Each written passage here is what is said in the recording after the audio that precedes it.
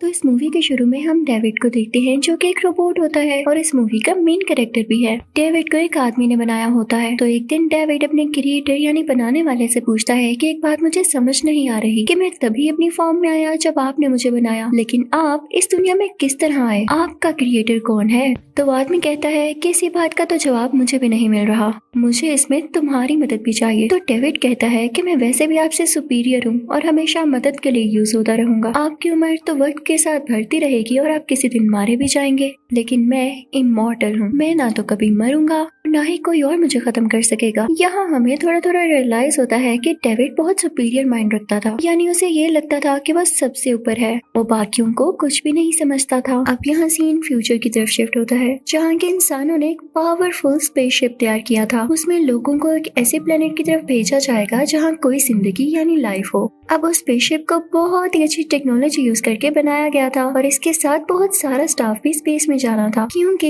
इस स्पेसशिप को वहाँ जाते जाते काफी टाइम और कई साल लग सकते थे। अब इस स्पेसशिप का चेक एंड बैलेंस रखने के लिए इनके साथ एक रोबोट को भी भेजा गया था और सरप्राइजिंगली वो दिखने में डेविड की तरह ही लगता था। डेविड को तो कई साल पहले बनाया गया, लेकिन ये रोबोट भी दिखने में डेविड की तरह ही था। ये रोबोट्स काफी एडवांस होते थे जो कि इंसानों की कई तरह से मदद करते थे। अब वो वक्त आ जाता है जब इस स्पेसशिप ने अपने साथ कई लोगों को लेके स्पेस में निकलना था ताकि ये लोग उस प्लेनेट तक पहुंच सके। इन लोगों ने स्पेसशिप में हर तरह की फैसिलिटी रखी थी, क्योंकि मैंने आपको बताया कि कई साल लगने वाले थे उस प्लेनेट तक पहुंचने के लिए। अब ये लोग स्पेस में एंटर होते हैं। अचानक से वहाँ के सिस्टम में एक शॉक वेव आती है जिसकी वजह से सारे सिस्टम में खराबी आ जाती है। अब वहाँ पर मौजूद रोबोट उसे ठीक करने की कोशिश करता है, लेकिन कुछ नहीं कर पाता। वो बाकी सबको उठाता है और कहता है कि जल्दी करो, अगर ये सिस्टम क्रैश हो गया तो हम बच नहीं पाएंगे। लेकिन इतनी जल्दी में स्पेसशिप का कैप्टन अपने ग्लास बोर्ड से नहीं निकल पाता और वहाँ आग लग जाने की वजह से वो जल जाता है। अब बाकी के लोग स्पेसशिप को ठीक करने लगते हैं, तभी वो लोग कुछ वेव सेंस करते हैं जो कि करीब ही किसी प्लेनेट से आ रही थी। ये सब लोग उस प्लेनेट के बारे में इंफॉर्मेशन लेते हैं तो उनको पता चलता है कि ये प्लेनेट इंसानों के लिए सूटेबल है और सबसे बड़ी बात कि इनके बहुत पास है। इस चीज का इन लोगों को काफी बेनिफिट होता है, क्योंकि जिस दूसरे प्लेनेट पर ये लोग जा रहे थे वहाँ जाते जाते इनको तो सालों लग जाने वाले थे। अब जो कैप्टन जल गया था उसकी वाइफ काफी दुखी होती है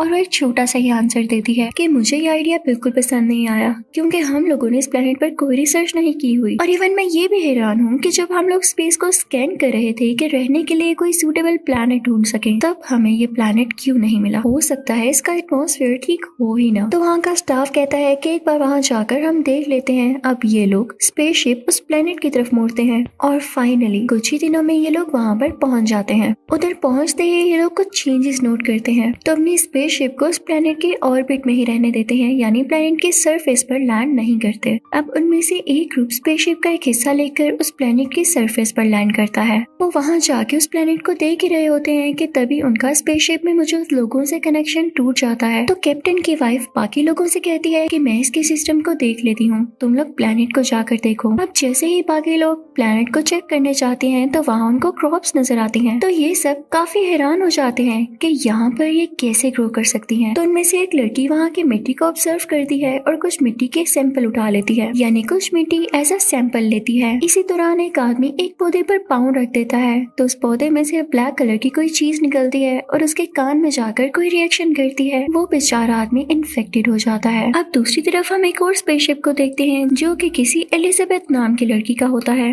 वो वहाँ पर कुछ इंजीनियर्स के साथ आई थी, लेकिन उसे आए हुए काफी साल हो चुके थे। अब इन लोगों को इस बात की काफी हैरानी होती है कि ये स्पेसशिप अभी तक यहाँ पर है। वो उसको देखने लगते हैं और उसके अंदर जाते हैं। अंदर एलिजाबेथ की कुछ चीजें और उसकी पिक्चर्स भी होती हैं। अब जिस आदमी के कान में वो ब्लैक चीज गई थी उसे बहुत अजीब फील होने लगता है, उसको ठीक से सांस भी नहीं आ रहा होता। और वो लड़की जिसने मिट्टी के सैंपल्स लिए थे वो उसको अपने साथ लेकर चलने लगती है। वो अपने हस्बैंड से कनेक्ट करती है और उसे बताती है कि यहाँ कुछ ठीक नहीं है, हम सबको स्पेसशिप की तरफ वापस जाना होगा ताकि एटलीस्ट हम उसको तो बचा सकें। जो आदमी इन्फेक्टेड है, अब उस इन्फेक्टेड आदमी की बॉडी से काफी खून निकल रहा होता है। अब वो लड़की उस आदमी को लेकर स्पेसशिप में आ जाती है, लेकिन वहाँ के एक स्टाफ मेंबर उसकी हालत देखकर उसे डर जाती है कि कहीं इसको सीरियस इन्फेक्शन तो नहीं हो गया। वो आदमी को और उसके साथ लड़की को एक रूम में बंद कर देती है जो कि उसे लेकर आई थी, ये कहते हुए कि हम अभी रिस्क नहीं ले सकते, इसकी बॉडी से इतना खून आना अच्छी बात नहीं है और देखो ना इसकी हालत भी कितनी खराब हो रही है। लेकिन अब जो लड़की अंदर बंद होती है वो स्टाफ मेंबर से कहती है कि मुझे बाहर निकालो, मैं इन्फेक्टेड नहीं हूँ। लेकिन वो स्टाफ मेंबर उसे डर रही होती है। तभी हम देखते हैं कि उस इन्फेक्टेड आदमी की बैग से काफी खून निकलने लगता है क्योंकि एक स्पाइडर की तरह दिखने वाला एलियन उसकी कमर से बाहर निकल रहा होता है। वो दिखने में बहुत क्रीपी और खतरनाक लग रहा होता है, जैसे अभी अटैक करने वाला है। बाहर खड़ी लड़की यानी वो स्टाफ मेंबर काफी डर जाती है और गन लेने जाती है। जिस लड़की को उसने इन्फेक्टेड आदमी के साथ बंद किया था वो जोर जोर से चिल्लाती है कि मुझे तो बाहर निकालो वरना ये एलियन मुझे मार देगा। और ऐसा ही होता है, वो एलियन उस लड़की को मार डालता है। तब तक वो स्टाफ मेंबर भी गन लेकर आ जाती है और उस एलियन पर शूट करने लगती है। लेकिन वो एलियन बहुत ही तेज और खतरनाक होता है, उसे गोलियों का कोई असर नहीं होता और ना ही कोई गोली उसे हिट करके मार पाती है। तो वो डरी हुई स्टाफ मेंबर रैंडमली शूट करने लगती है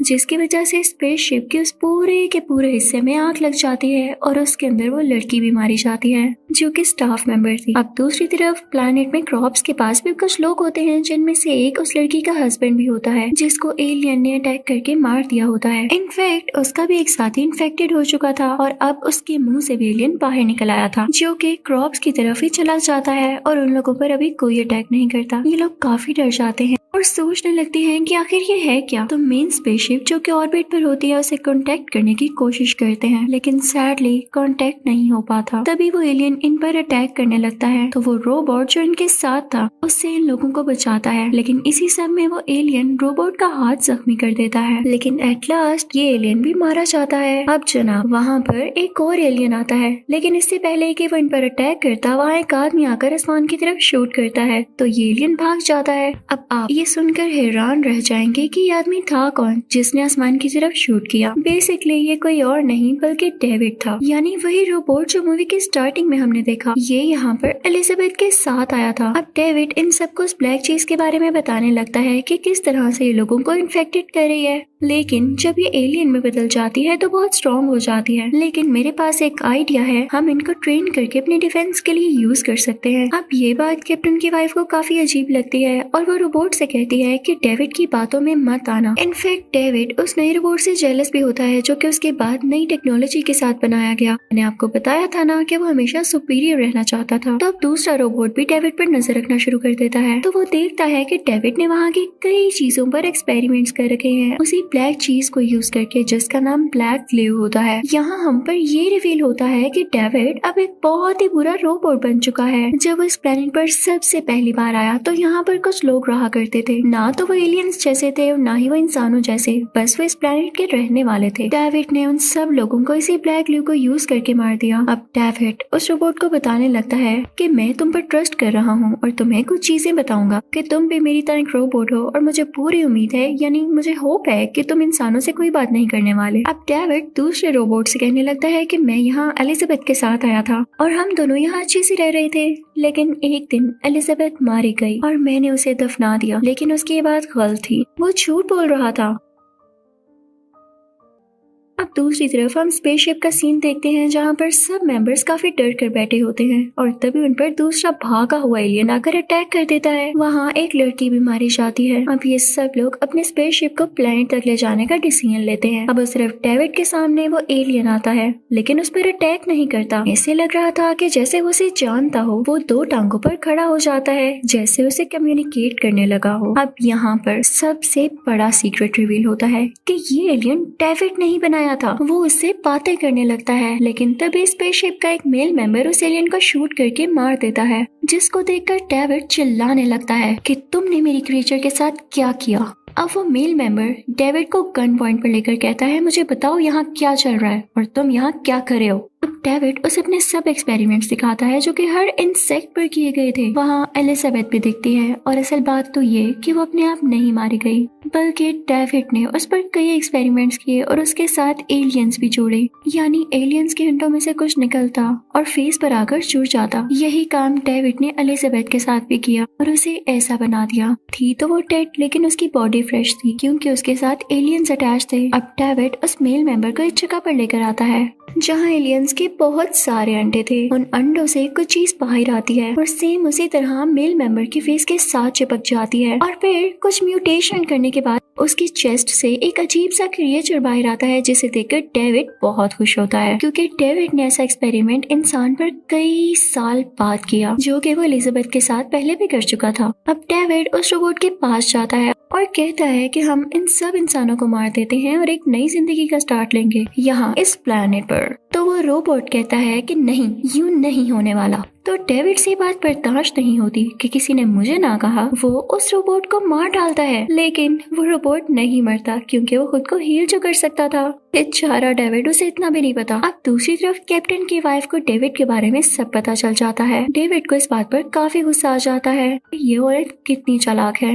वो उसे खत्म करने की कोशिश करता है, लेकिन इससे पहले वो सोचता है कि क्यों ना इस पर सेम एक्सपेरिमेंट्स किए जाएं जो कि उसने एलिजाबेथ पर किए, क्योंकि डेविड काफी सालिम होता है। वो उस कैप्टन की वाइफ पर वो एक्सपेरिमेंट करने ही वाला होता है कि तभी लकीली वहाँ पर वो रोबोट आ जाता है जिसने खुद को हील कर लिया था। उन दोनों में काफी फाइट होती है, वो एक दूसरे पर काफी अटैक्स करते हैं। अब बाकी मेंबर्स जो कि स्पेसशिप में होते हैं उस एलियन को ढूंढने लगते हैं जो भागा था, और बाकी एलियंस को भी, ताकि उनको मार सकें। लेकिन तभी वहाँ पर एलियन आ जाता है और उन पर काफी अटैक करता है। अब कैप्टन की वाइफ समेत सब लोग स्पेसशिप के उस हिस्से की तरफ भागते हैं। उनको रोबोट भी फॉलो करता है जो उनके साथ आया था। वो इसलिए भाग रहे थे ताकि यहाँ से जल्द निकल सकें। एलियन स्पेसशिप के ऊपर आ जाता है। कैप्टन की वाइफ को इस बात का पता चल जाता है कि वो एलियन इनकी स्पेसशिप के ऊपर ही है, तो वो बड़े आराम से अपनी स्पेसशिप से बाहर निकलती है। क्योंकि वो बहुत वाइज थी तो वो अपने कुछ ट्रिक्स यूज करके उसे मार देती है। और फाइनली सब काफी खुश हो जाते हैं कि हमने सब एलियंस को मार दिया और हम यहाँ से जा रहे हैं। लेकिन इन्हें क्या पता था कि इनकी ये खुशी ज्यादा देर तक नहीं, क्योंकि इनके स्पेसशिप के अंदर एक इन्फेक्टेड आदमी था जिसकी चेस्ट से एक बहुत बड़ा एलियन बाहर आता है।